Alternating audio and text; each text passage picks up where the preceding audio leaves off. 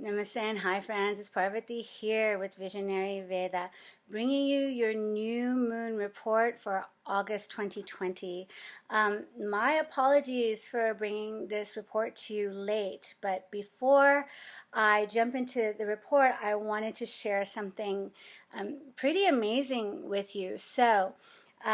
If you guys watched my last report, and I know you did, you remember that I was talking about Aries. Mars moving into its own sign of sidereal Aries, going through the Gandanta Point, right? The point between the water and fire signs in the Vedic zodiac, okay? And this Gandanta Point is a point where the elements and the energies of water and fire collide. Now, on the 16th, which was a few days ago, was when Mars was moving through that Gandanta Point, as well as the Sun moving through that Gandanta Point between Leo and Cancer. And we also had Ketu sitting in that Gandanta Point, not quite Gandanta, but close to that Gandanta Point in the Nakshatra of Mula, between Sagittarius and Scorpio.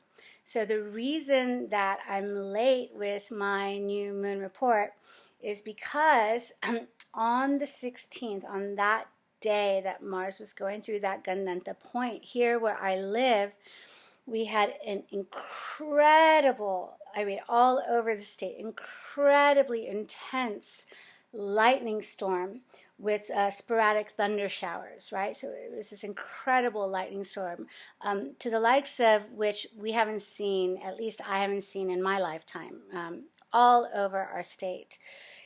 As a result of that lightning storm, it ignited a lot of fires, right? Mars, Aries, right? Fire, Sun, Leo, like fiery energy.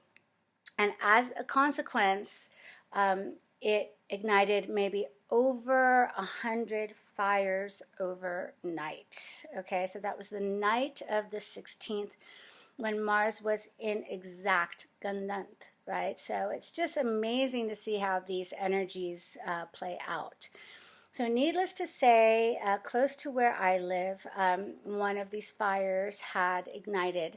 And from the 16th night until today, actually, it's still happening today.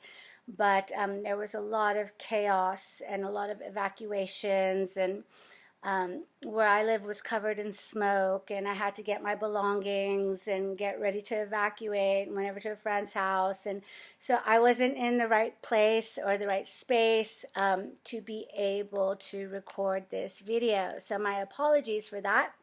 I still wanted to record it because the new moon energies do sort of lay an energetic imprint for the rest of the month until the next new moon. So this information will still be pertinent.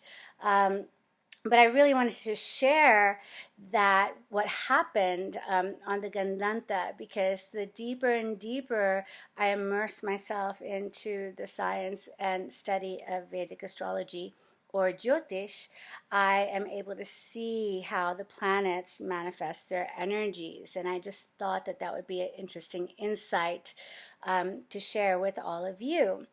So let's get started on the energies of this new moon, which is happening or happened on the 18th, a couple of days ago, in the Vedic sign of Leo, conjunct the Sun and Mercury, right? In the Nakshatra of Magha. So what are the energies that will be coming up at play for us this month? Well, Magha Nakshatra, okay, along with Mula Nakshatra, along with Ashwini Nakshatra, are all nakshatras that have been assigned the lordship from Ketu. Okay, so now Ketu, what does that symbolize? Ketu is a very spiritualized graha, or energy, right? It is the south node of the moon, and it is a time where it symbolizes a rebirth or a new beginning. With Ketu going through its own nakshatra in Sagittarius of Mula, we are completing a really big karmic cycle, and we're going to start a new beginning if we haven't already. I think we're still in the process of letting go of the old, but once Ketu passes that point, which will be around the 3rd week of September, so coming up shortly here, the new cycle will have begun, okay? So for this new moon, it's also happening in one of those nakshatras that are assigned the lordship of Ketu, and this is Magha. Magha is the nakshatra that resides in the heart of Leo, the lion's heart, right? Now, traditionally, and also, not only traditionally, but now as well, the sun, right, symbolizes our soul, our Atma, our Jiva Atma. And the mind in Vedic astrology, the moon in Vedic astrology symbolizes the mind. So what happens when the moon and the sun come together in this nakshatra and in this sign of Leo? Well, basically, the moon has a chance to be in sync and in harmony with what the soul is desiring, with the soul's imprint, right? Since the moon symbolizes the mind, usually the mind is on its own, so to speak, or thinks it's on its own. The mind thinks it's taking the lead. The mind thinks it's taking the directive. The mind thinks that it is in control. Okay, so my video is glitching. I hope that will stop soon. I'm just going to keep recording. So, when in this full moon in Magha Nakshatra, the mind is together, the moon is together with the sun.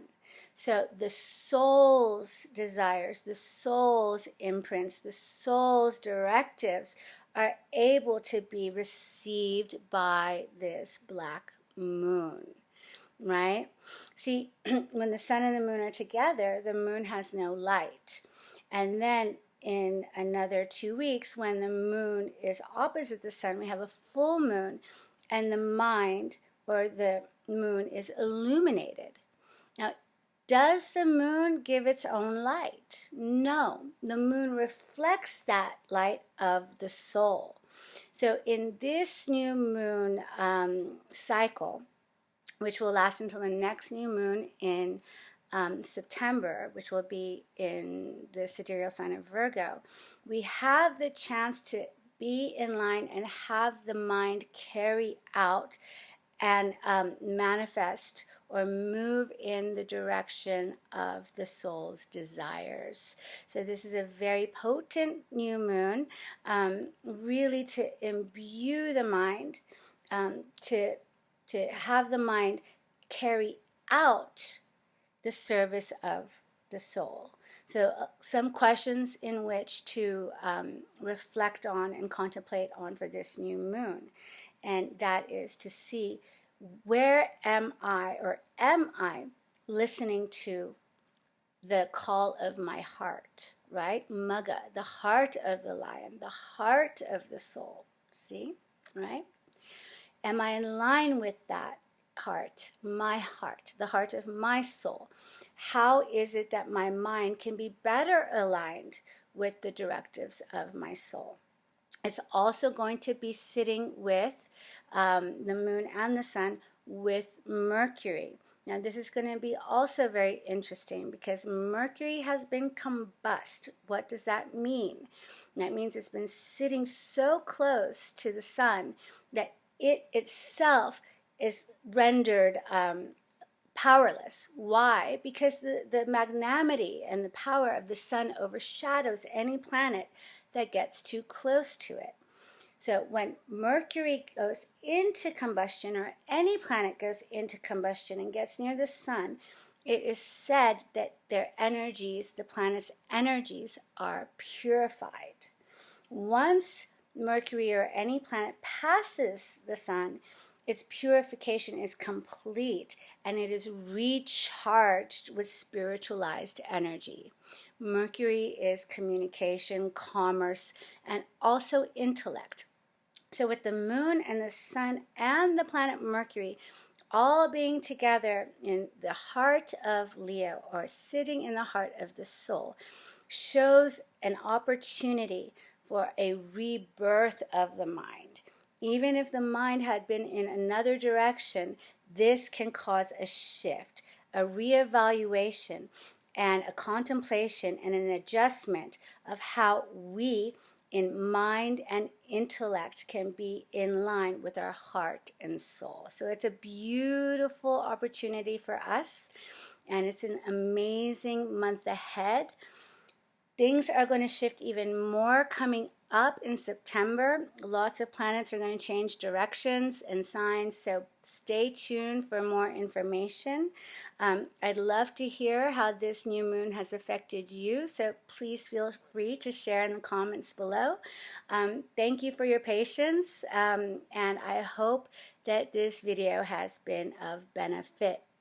Please do like, share, and subscribe if you feel inspired to. And until next time, enjoy the life. Wishing you all the best. Take care. You know, life is short and sweet, and hopefully this new moon will make us realize what is more important in our lives. Yeah, what the soul desires. Much love. Take care, all of you. Until next time, enjoy the life. Namaste. Thank you.